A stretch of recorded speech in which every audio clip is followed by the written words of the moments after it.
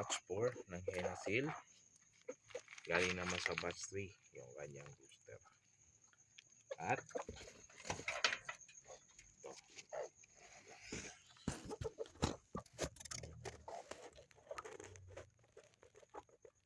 Meron siyang 2, 4, 6, 8, 10, 12. 12 na egg. So, hopefully, ayan, magandang percentage sa maging sisiw nito.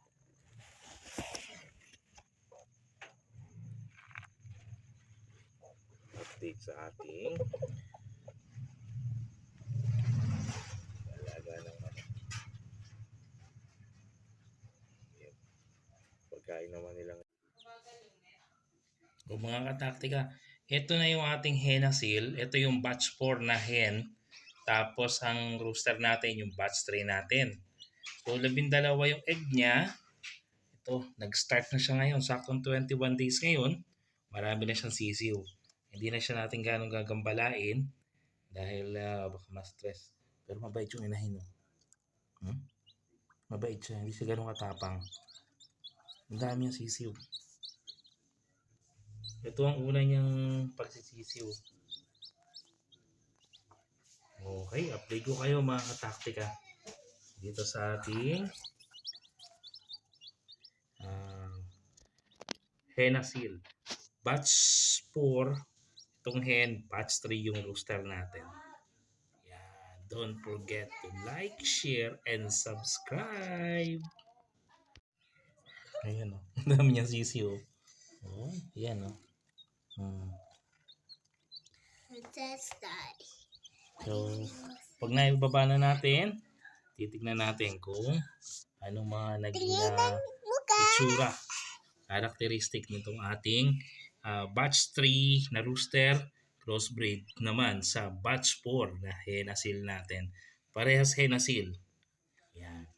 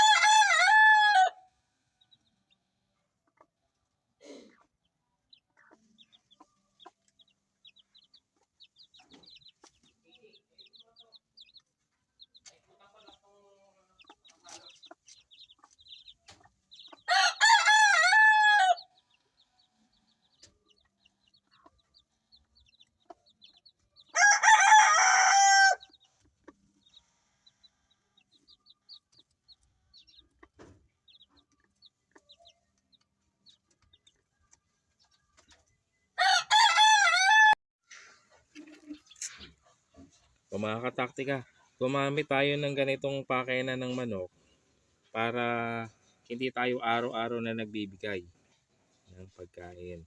Effective ito kapag meron kayong mga sisiw. Even sa mga malalaking manok naman. Ayan. So, yan. Sa susunod, pakita ko sa inyo paano natin ginawa yan. So, merong hole yan. Yan, sa mga side ng bote. Yan. Diyan la manggagaling yung mga pagkain ng mga alaga manok natin. So, ito, kainaman, lagyan mo siya. Ito kasi para sa mga may bagong sisiw, good for 1 week. Ganito bago nila maubos yung ganitong karami. So, advantage, kung kayo ay busy, o lagyan nyo lang sila ng pagkain and hayaan nyo na sila dyan. Kung saan na sila makakuha ng pagkain dyan. Yan. So, yung ilalim. Yan. May tornilyo yan. Susunod, pakita ko paano natin ginawa ito mga kataktika. Yung takip na doon sa sa pakainan ng manok natin. Iniwan natin doon para i-sealed na lang natin siya later. Tara, lagyan natin ng pagkain ko.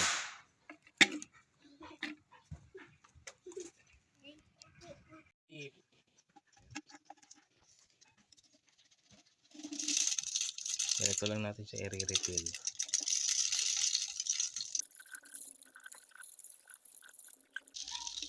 So ito, may mixture ito ng mais, Bio 1, tsaka Bio 2. Kasi nandoon yung hen natin. Kailangan yung hen natin na maging maganda rin ang kondisyon niya.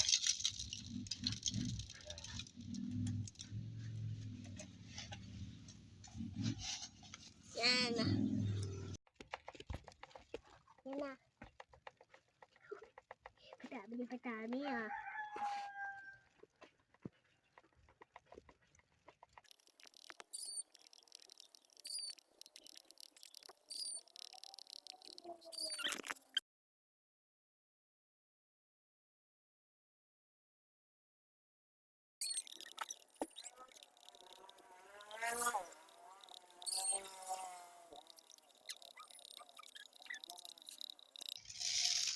Yan ang mixture ng ating pagkain sa ating alagang manok.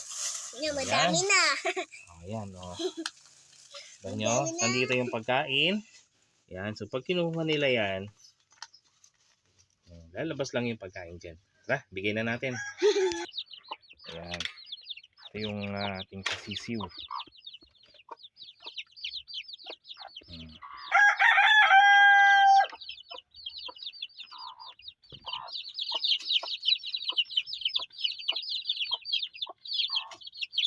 Nakatakip lang siya dyan.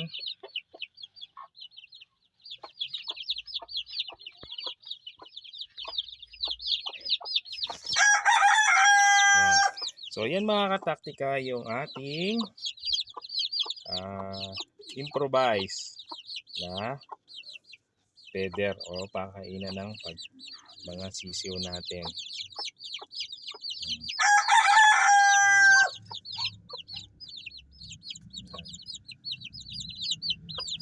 So dyan lang yan, iwan lang natin dyan yan at okay na yan, hindi na tayo magbibigay-bigay. So bibigay tayo ng, pag may sisiw kasi umaga, tanghali, hapon tayo nagbibigay ng pagkain sa kanila. So pagka ganyan ginawa natin, o yung ganyan karami, pwede yan 1 week nila. Or kapag naubos, i-refill na lang natin ulit.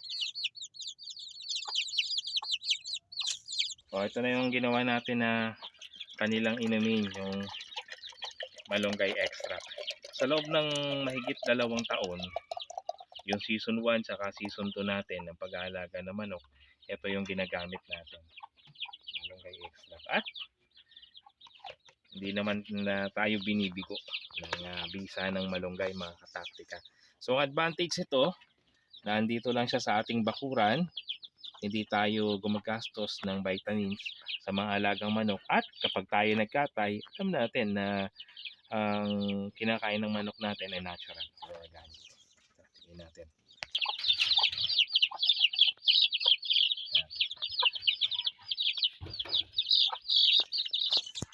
Ayan.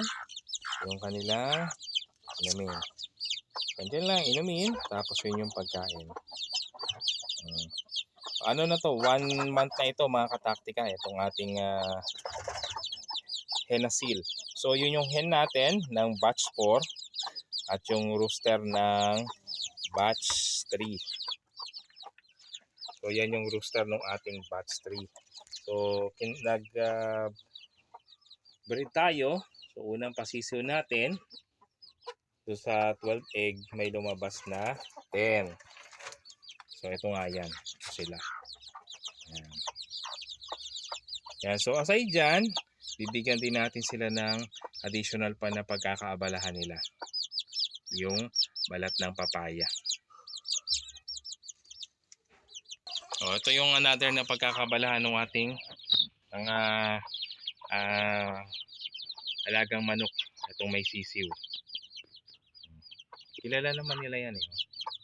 Okay. So, lalagay lang natin yan dito. Yan.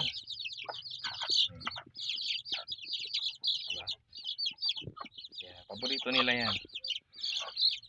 Bilasay natin lagi. So yan yung additional nila na pagkakaabalahan. Dali. Bibigyan din natin sila ng dahon pa na malunggay para may matuka-tuka sila. Ito sasabit lang din natin. Yan.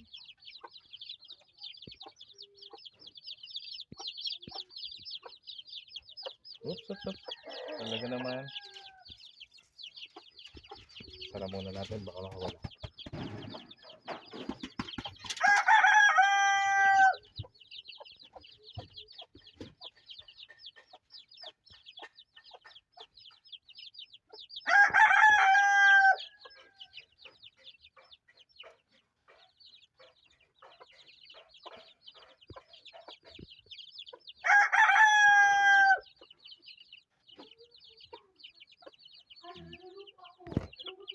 Ayan mga kataktika.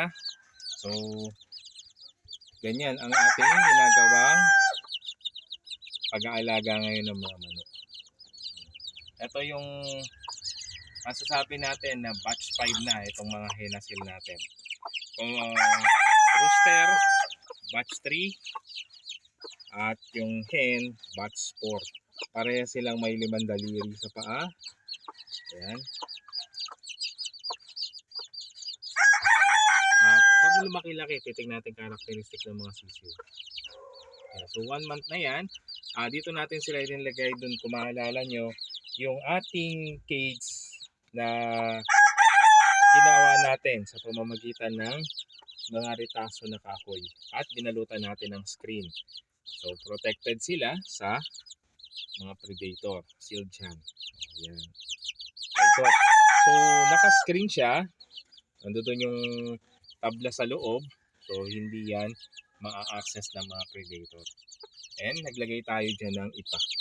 Ipa yung nilagay natin dyan. So ang pagkain nila, yan. So yung stock na is Bio 1, Bio 2. Nagsabit din tayo ng malunggay. May malunggay extract at yung balat ng papaya. Yan, libangan na nila yan. Okay mga kataktika, ito yung update sa ating masabi natin batch 5 na, pero combination ng ating batch 4 na hen, yan, at yung ating batch 3 na rooster. Yan. Okay. So sana inyo naibigan yung ating update. Ito kasing hen natin, ang maganda kasama yung hen sa brooding para siya ang magtuturo kung sa kanya mga anak kung ano ang mga nakasanayan niya pagkain. Sanay kasi sila talaga sa may gulay eh. Yan. Dati inaano natin yan, sinasama natin sa pagkain, nilalagyan natin ng darak mais. Pero ngayon, since limited lang naman sila, minimal lang, so ganito ang ating estilo ngayon mga kataktika. So ito na yung season 3 natin ng pag-aalaga ng manok. Okay, sa season 3, ang ating manok na yung Henna Seal, yung crossbreed ng malaking lahi na manok, Black Asolor, Rhode Island, and Silky Chicken. So, kinrossbreed natin yung malaking lahi ng rooster, Rhode Island sa native, then yung anak nila, kinrossbreed natin uli sa ating Silky Rooster. At ito nga yung lumabas na hen natin. Yan yung hen. At ito naman yung rooster. O yan mga kataktika. Sana ay inyong naibigan. Don't forget to like, share, and subscribe.